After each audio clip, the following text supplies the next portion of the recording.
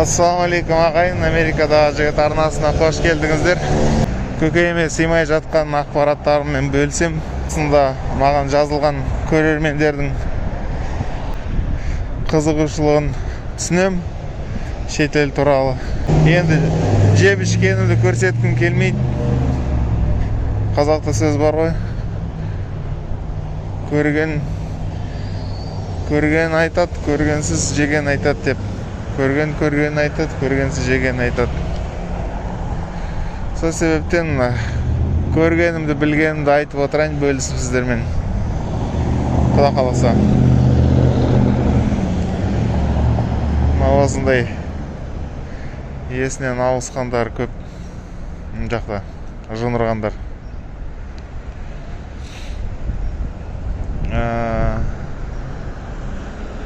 Әрбір қоғамға қарсы қолданылатын 6 қарудың түрлерін айтып берейін дегенім сіздерге.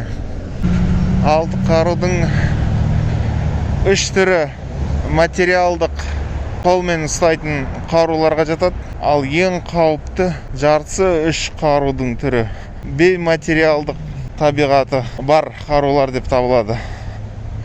Сол туралы әңгіме қыламыз бүгін. Сөйтіп 6 қарудың 3 қаруы бейматериалдық табиғаты бар, ал 3 қарудың түрі материалдық табиғаты бар. Бейматериал қарулар ең қауіпті қарулар болып табылады, ал материалдық қарулар зияны екінші кезекте болып келеді бейматериалдық қаруға қарағанда. Яғни ең әлсізінен бастаймын. Ол кәдімгі қарапайым қару-жарақтар. Зембілек, танкі, ұшақ, әскери, автомат, зембілек, айтып кеттім, тапаншалар. Соның барлығы ең әлсіз қаруға жатады. Оны кез келген қауымға, мемлекетке қарсы қолданылады. Ең бірінші қару болып.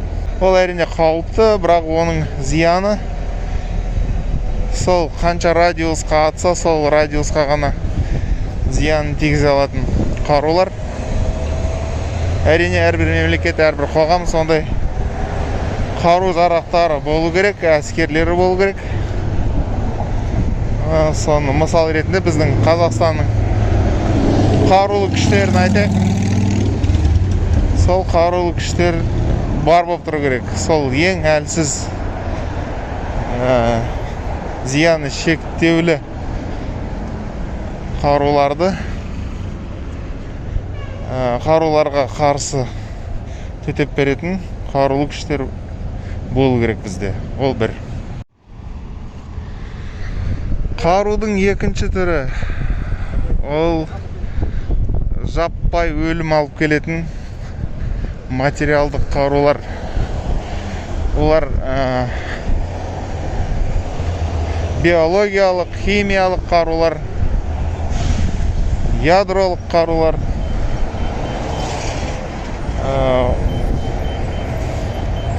Олар әрине мына зембілек, тапанша, зымыран, ядролық қаруы жоқ қару-жарақтарға қарағанда зияны көптеу. Бірақ сонда да ол зияндылығы екінші, яғни соңынан келгенде екінші болып тұрады. Жаппай адамдарды өлтіру ондай қару-жарақтармен болады, бірақ қиын да, мысалы. Оны тәжірибе көрсетті ғой. 1-2 бомба тастағаннан кейін айқай-шу, зардың күші соншалықты адам шошынады ондайды пайдаланудан. Бірақ дегенмен сонда да әлсіз қару-жарақтарға жататын қару, сол ядролық қару, жаңағы биологиялық, химиялық, жаппай адам өлтіру қарулары дейді. Үшінші, яғни материалдық қаруларды тізіп бітеміз қазір. Үшінші қару ол экономикалық қару. Бүкіл діндерде тыйым салынған нәрсе ол мына пайыз процент. Материалдық экономикалық қаруды айтып кеттік. Енді тек процентке беру емес, қарызды несие. Тағы да көп қарулар бар экономикалық. Мысалы, біздің мына темір жолдың барлығы Европаға, Ресейдің жерімен өтеді мысалы.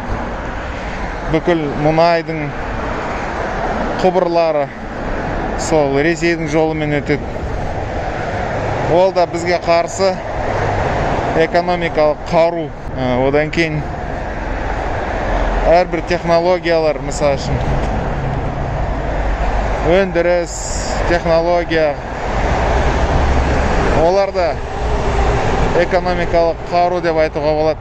Енді бейматериалдық қаруларға келгенде ең әлсізі фактология. Фактологияға жататын қарулар, яғни фактілер, болған зат, болған нәрселер, болған жағдайларды жасыру. Мысалы айтайық, әрбір елдің мысалы үшін жетістіктерін сол елден жасыратын болсақ, сол елдің рухын, сол елдің жүрегін аламыз. Мысалы үшін, ой, қазақтар, сендер ешқашан ел болған жоқсыңдар, қаңғырып бетпақ далада жүрдіңдер, малдың артында мал боп, сендерді адам қылдық. Ал оға дейінгі бүкіл бізге көршілес елдердің барлығыне себеп болған біздің қазақтан арғы түркі елдер арасында қазақтың да тайпалары бар. Солар себепші, солардың ел болып қалғанына себепші болуын бізден жасырады мысалы. Ол әрине ғылымда оны жасырамайды бізден, бірақ жалпы жасыру мүмкін. Сөйтіп фактологиялық қаруға келетін болсақ, болған фактілерді жасыру, болған фактілерді өтірік ауыстыру, басынан аяғынан қою, сөйтіп ақпараттық информациялық жағынан адастыру. Сонда ел өзінің қадірін білмейді, ел өз намысын қорғауға күші жетпейді, рухы жетпейді, өз-өзіне сенбейді да халық.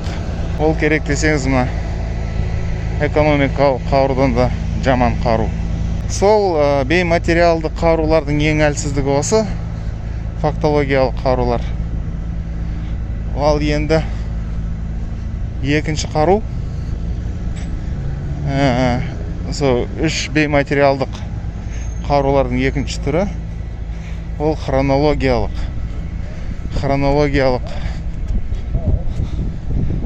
тарихи қару. Яғни қай бір тарихи мәселе, қай бір мәселеден кейін болған орынмен алыстыру, өтірік арасына бір заттарды қосу, болмаса болған тарихи мәселелерді жою дәлелдерін. Соны хронологиялық тарихи қару. Яғни әрбір елдің мысалы үшін тарихын әлсіз етіп көрсететін болсаңыз, ол әлсіз болып табылады. Кейін әлсіз болып қалады да. Сенбейді өз-өзіне. Өйткені ұрпақтарына не деп айтады? Ой, біз осындай інжік халық болғанбыз, осындай деп, әлсіз болдық деп, тупой болдық, ешқандай біліміміз болмады, нәрсе де болмады деп. Сөйтіп үйретсе, дәл сондай болып қаласыздар. Одан кейін тарихта ешқандай бір жеңістер болған жоқ, тарихта ешқандай бір жетістіктер болған жоқ бұл елде деп сендірсе, сөйтіп тарихын солай көрсетсе болды да, солай бола қалады. Ең қауіпті бейматериалдық қару идеологиялық қару деп табылады. Ол туралы қазір айтам. Идеологиялық қару ол осы әлемге көз қарасқа өсу өмірге көзқарасқа қатысты байланысты қару. Мысалы, қазақ құрылғалы бері қазақ боп.